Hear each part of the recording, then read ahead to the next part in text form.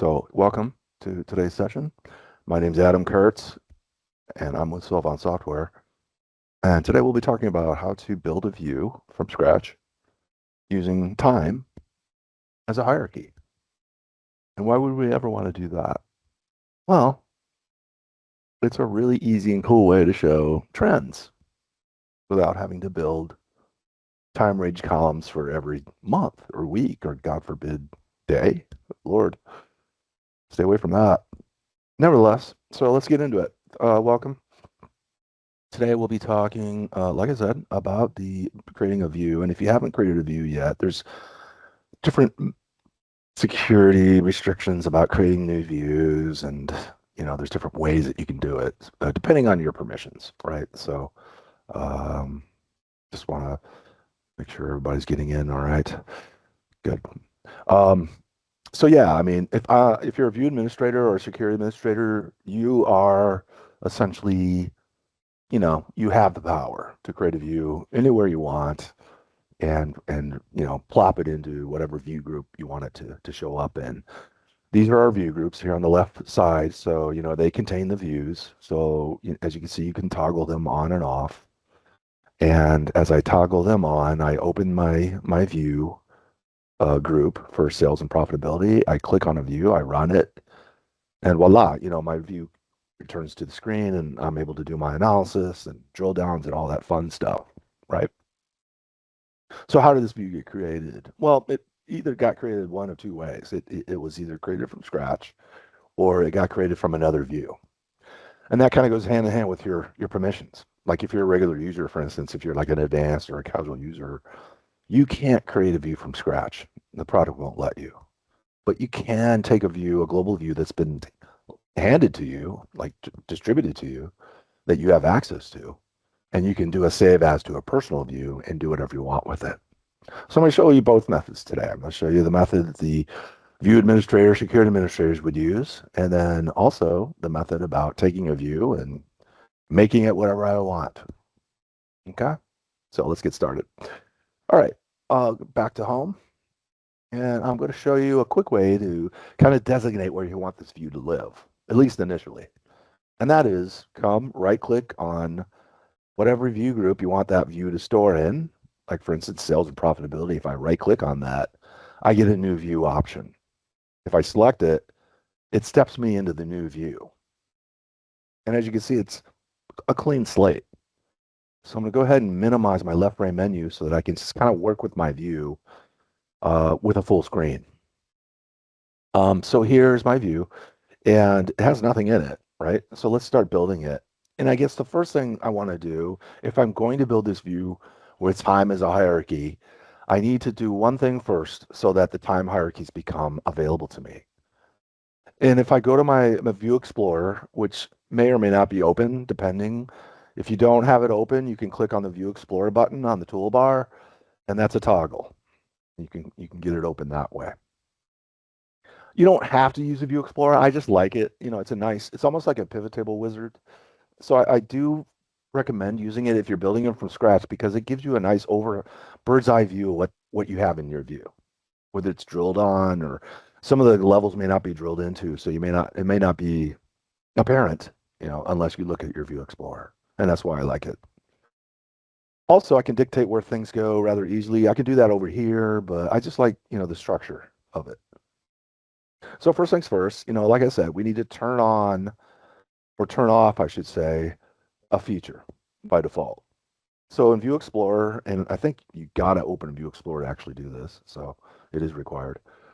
If I go to my measure items folder and I right click on that and go to properties, it'll show me the properties for measure items.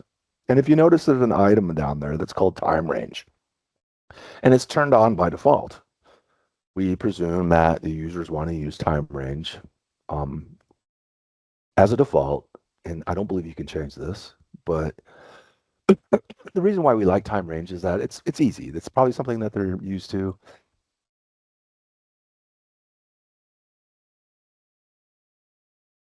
And that way, it's and I'll show you both methods really at the end of the day. You can kind of decide what you want to do.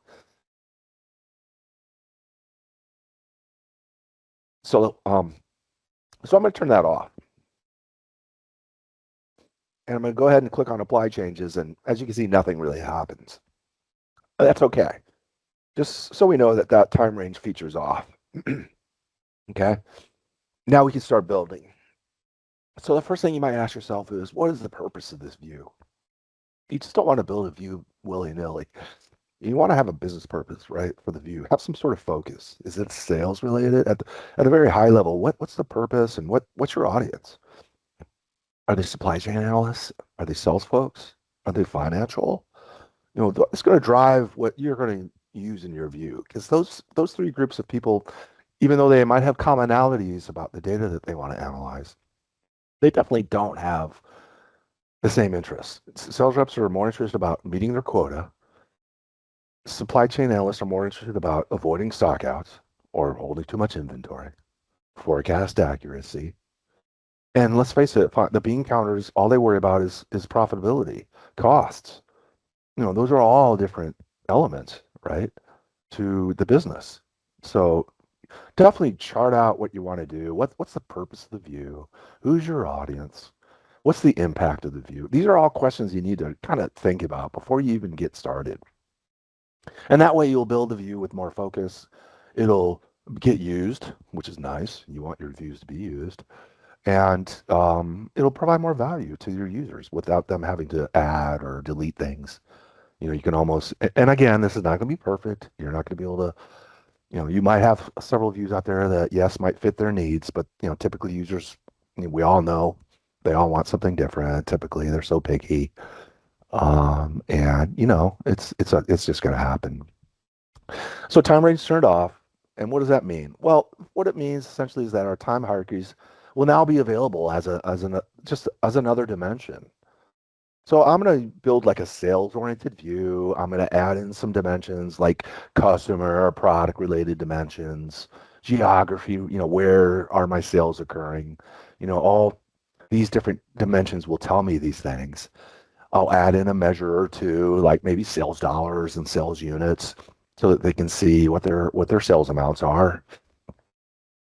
You can decide whether you want to include, discounting or returns. Some reps might want to see some of that stuff. So let's go ahead and get started. I'm going to go ahead and add in some columns to my rows.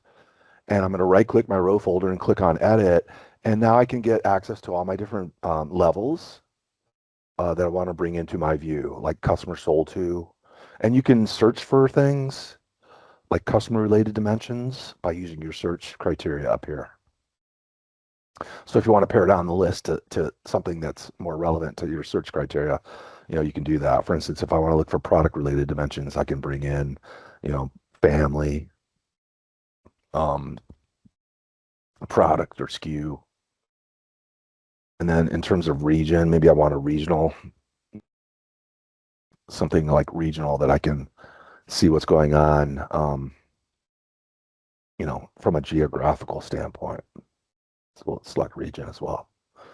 So here we have our dimensions, and you can reorder these here. I know that some people don't know that you can actually reorder right here, but I always wait until I bring it into the view because you can always reorder there as well. I think it's probably more apparent about how you want to order things once you get them in the view. So I'm gonna go ahead and click OK. I don't have to apply the changes. It already added those in. So, I don't really, if I click OK here, it's just gonna return a bunch of sold tos, right? So it's not like, you're gonna, have anything meaningful. So I always just say wait, right? And add more criteria to your view. Like those measures, let's add in sales dollars. We'll look for sales. We'll add in units and we'll add in sales amount. All right. And then finally, we need some time, right? We don't have time in the mix yet. Like for instance, if I were to run this view, what does this mean, right? It means all-time sales because we're not filtering or drilled upon any time factor. This is lifetime sales, or at least what's within Stratum. Well, we don't want lifetime sales. We want current year sales, right? We want to be able to compare. We want to be able to see a trend of our monthly sales. What's our seasonality curves look like? All kinds of stuff that we can see with the time dimension. And I'm going to go ahead and I'm going to add it to my column. You don't have to add it to your column. You can, it's a dimension. It could be on your column, on your rows, in your view filter. It behaves just like any other dimension. So I'll just start by adding it to my column. And if you go to the very bottom, you'll see a bunch of new dimensions that are there that are time-based. For instance, there's like a year months that I'll select and I'll click OK. And I'll apply those changes. And voila, what do I have here? I've got an annualized look at the data now. And you might see some things like not mapped. That's just data that's not mapped to a given year. You should not see that. This is a demo environment, so it's a little dirty.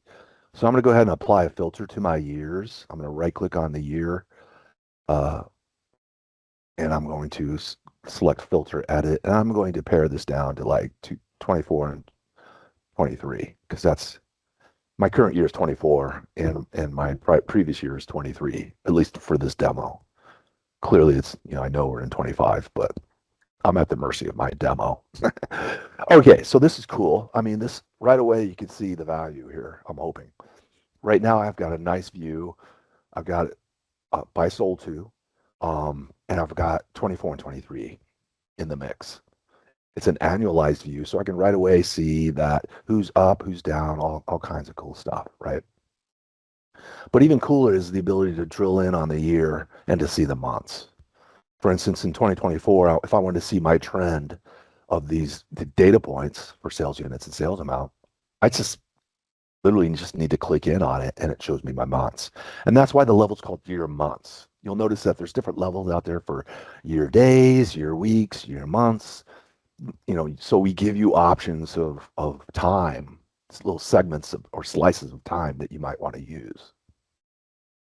As a matter of fact, we actually allow you we parse out individual time elements, such as your days, such as your weeks, such as your months, so that you can have feasibly put them on different axes.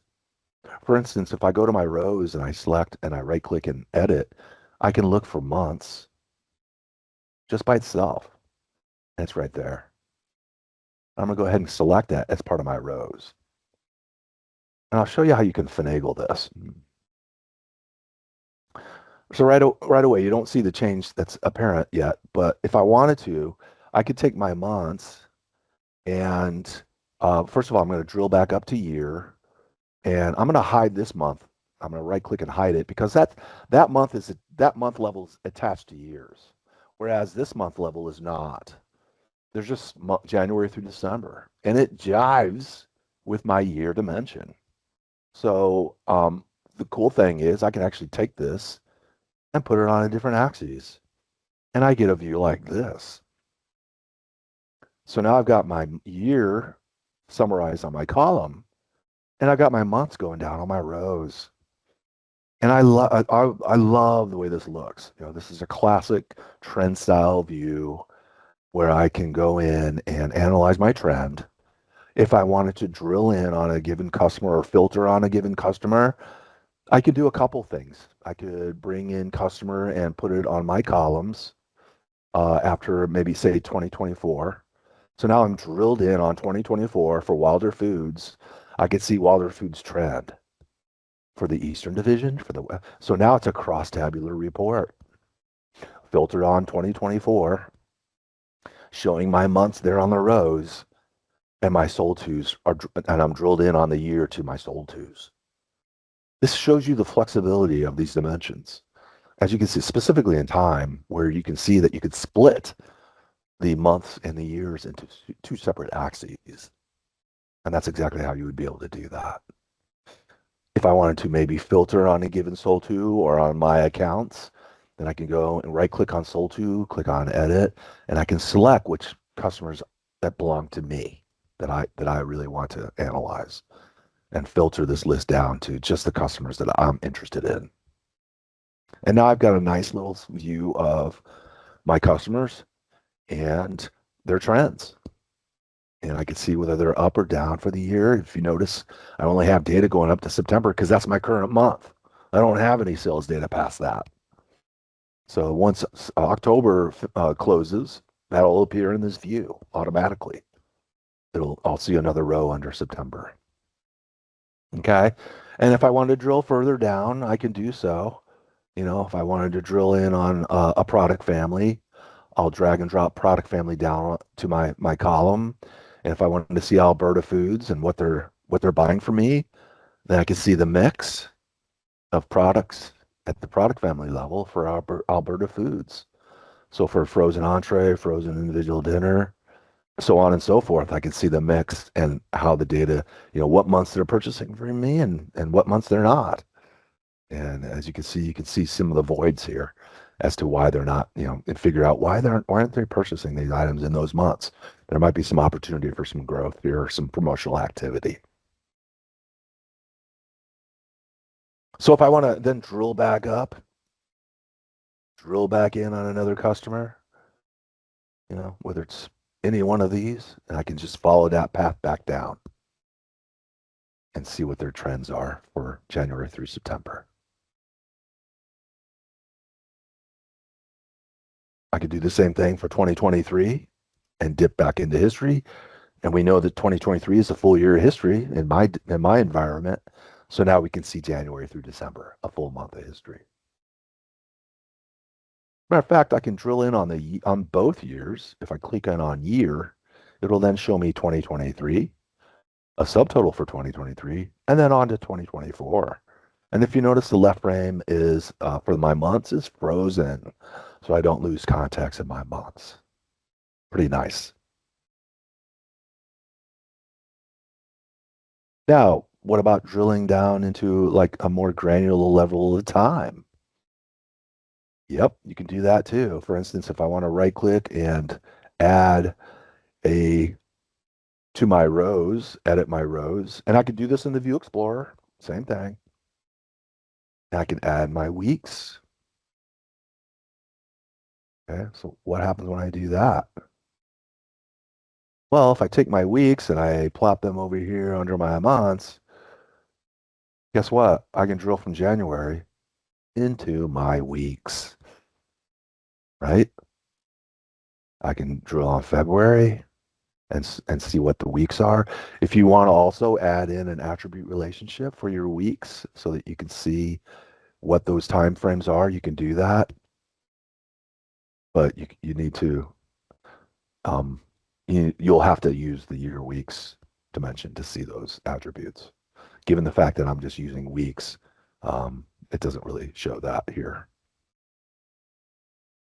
So you can drill in on, you can have a stack of time that you can drill in on. Drill in on months, and I can see it broken out for all my months and all the weeks within the months.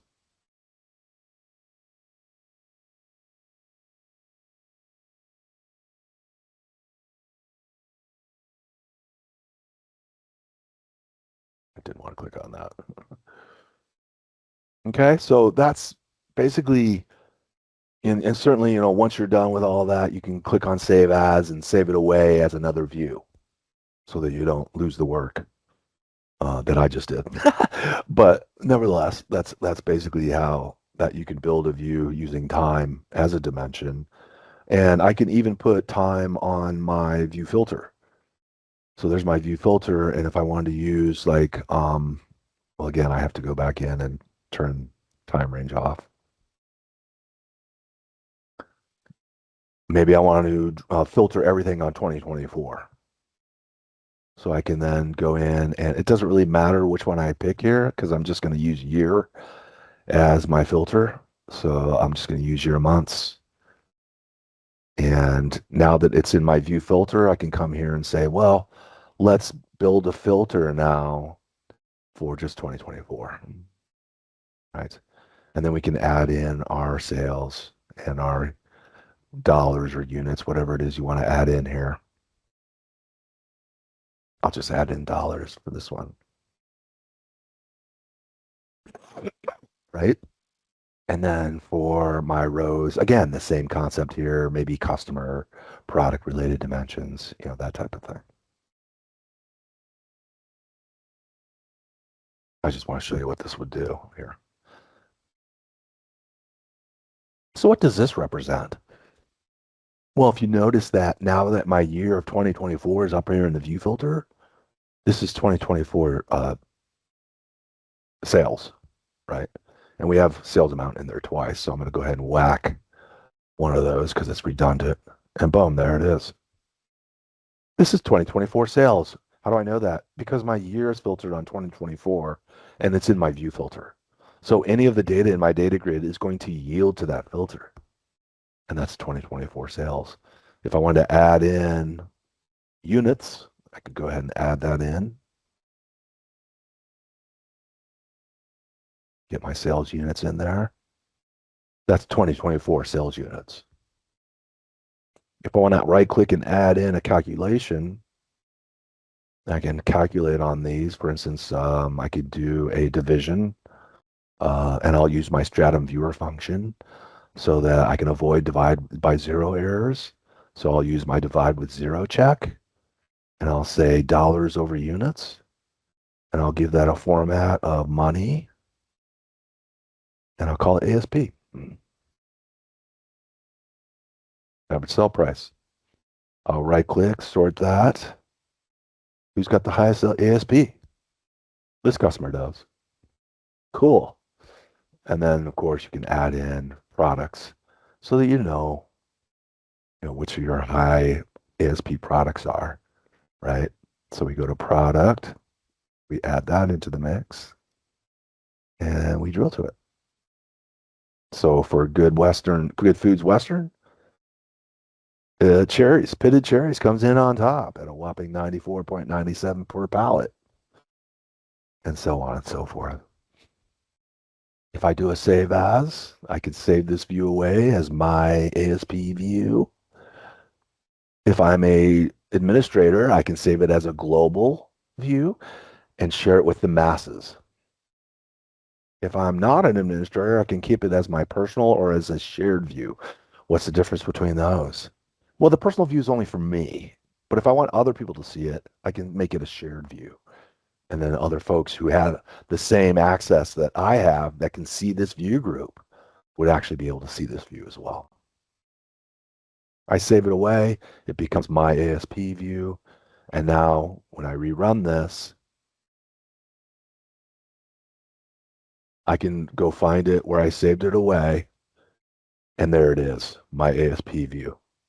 I click on it. It takes me in right where I saved it. I don't have to rebuild it. It remembers, obviously, and saved everything I did. So that's, again, and I can stack in more filter on a given month here if I wanted to. And maybe I just want to see first quarter sales, right? So now that my numbers should obviously look smaller, and they do. And now we've got our first quarter sales here. So like I said, you can play around with these dimensions. You can put them wherever you want, typically, and whether it's in the view filter, columns, rows, you decide, right? Now, another thing we can do is we could take a view and change it. For instance, if I run customer sales or comparative sales, we can see what time range looks like. And this is what, by default, this is what the time range would look like. It's a range of time.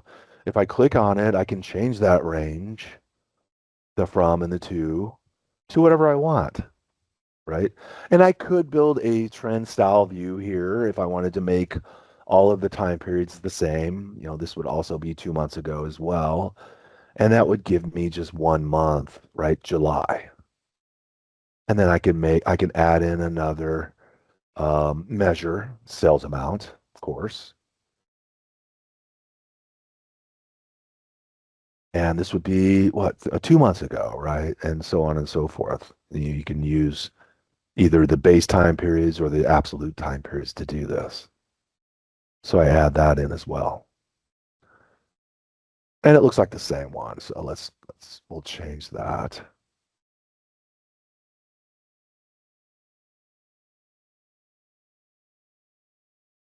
To 1 month ago. Previous month.